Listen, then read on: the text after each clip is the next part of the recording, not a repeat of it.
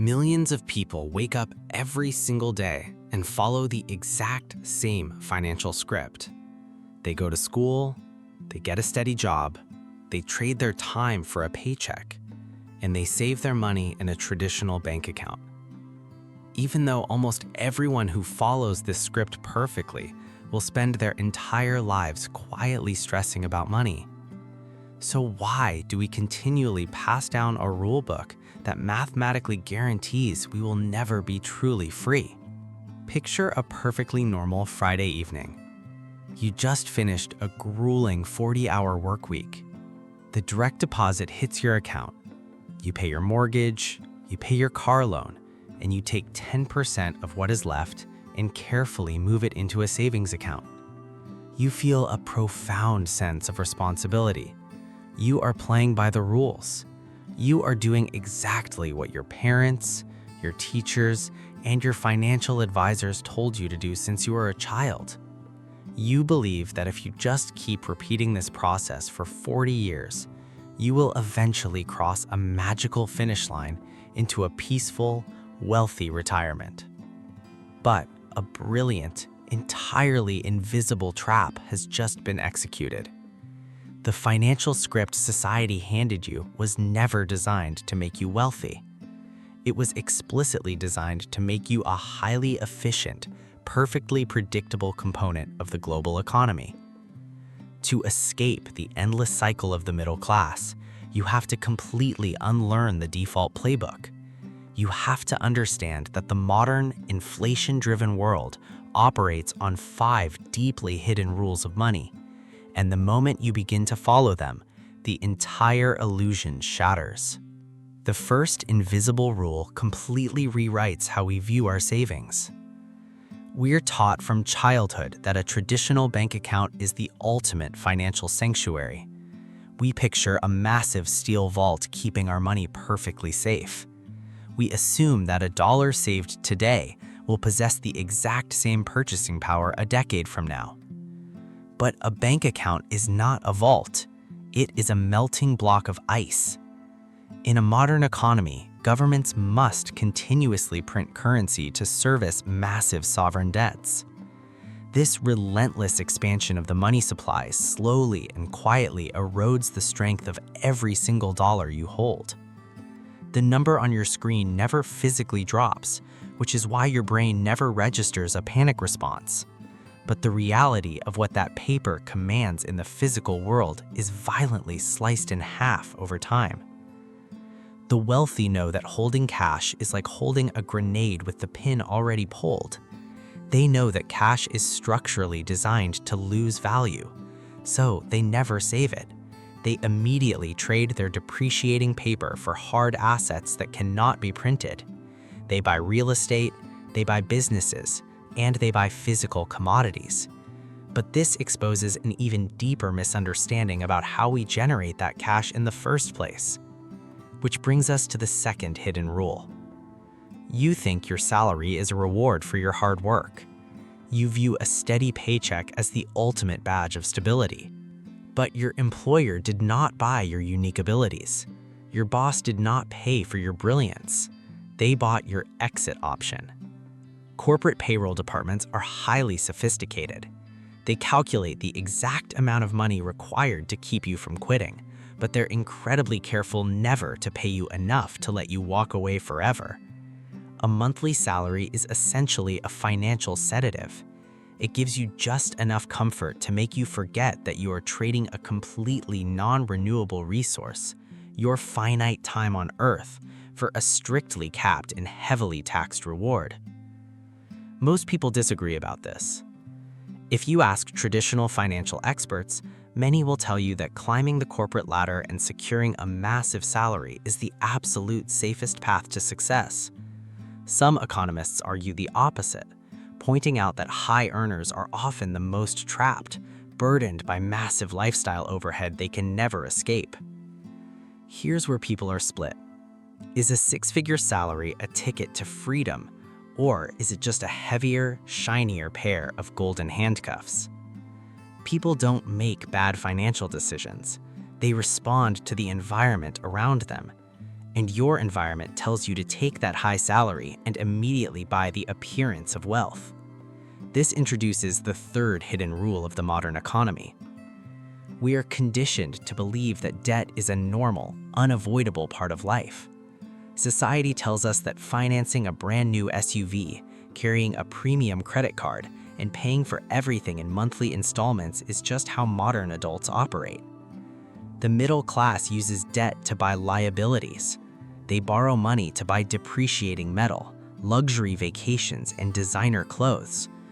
They take their future labor and legally hand it over to a bank today, guaranteeing they will have to wake up and work for the next 5 years just to pay off a car that is actively rusting in their driveway.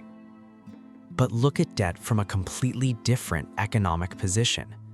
The ultra-wealthy do not view debt as a moral failing or a tool for consumption. They view debt as a tax-free instrument of capture. They borrow money at low interest rates to buy assets that produce income. They use the bank's money to buy an apartment building, and they use the rent collected from the tenants to pay off the bank. They never use their own capital. They never use their own time, and they keep the profit. The system punishes the middle class for borrowing, while simultaneously rewarding the wealthy for doing the exact same thing. But the real reason this system is so fiercely protected is much stranger. It relies on the most sacred pillar of the American dream. The fourth hidden rule challenges the very foundation of what it means to be successful. We are told that buying a massive home with a 30-year mortgage is the greatest financial achievement a family can make. We believe a house is the ultimate investment. But an investment is mathematically defined as something that puts money into your pocket every single month. A primary residence does the exact opposite. It requires property taxes. It requires a new roof. It requires maintenance, insurance, and interest payments to the bank. It is a massive, incredibly heavy consumption of capital. The system wants you to buy a massive home because the moment you sign a 30-year mortgage, you become the perfect, infinitely reliable employee. You can no longer take risks. You can no longer quit your job to start a business. You cannot walk away from a toxic boss. You are tethered to the location, tethered to the payment, and tethered to the system. You trade your flexibility for a manicured lawn. The biggest financial advantage isn't intelligence, it's which game you're playing. The people who stay broke are playing the game of visual status. They want the driveway to look impressive. They want the kitchen to look modern. They are terrified of looking poor to people they barely even know. But the wealthy play a game of invisible cash flow. They know that true wealth is not a leased luxury car or a massive mortgage. True wealth is the freedom to wake up on a Tuesday morning and do absolutely whatever you want. And this leads to the fifth and most powerful rule of all. Society tells you to wait. The default script demands that you defer your happiness. It tells you to work tirelessly through your 20s, 30s, and 40s.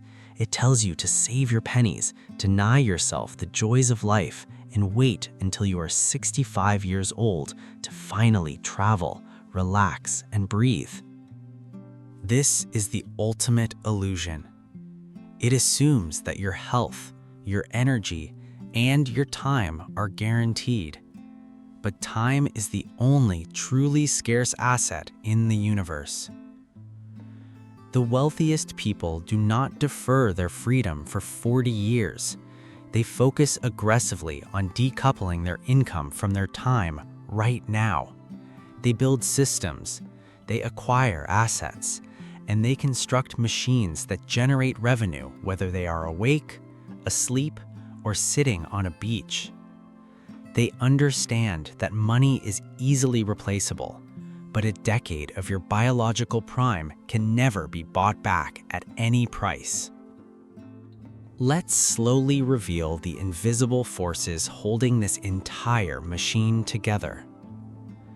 The incentives of the global economy are meticulously designed to keep you on the treadmill.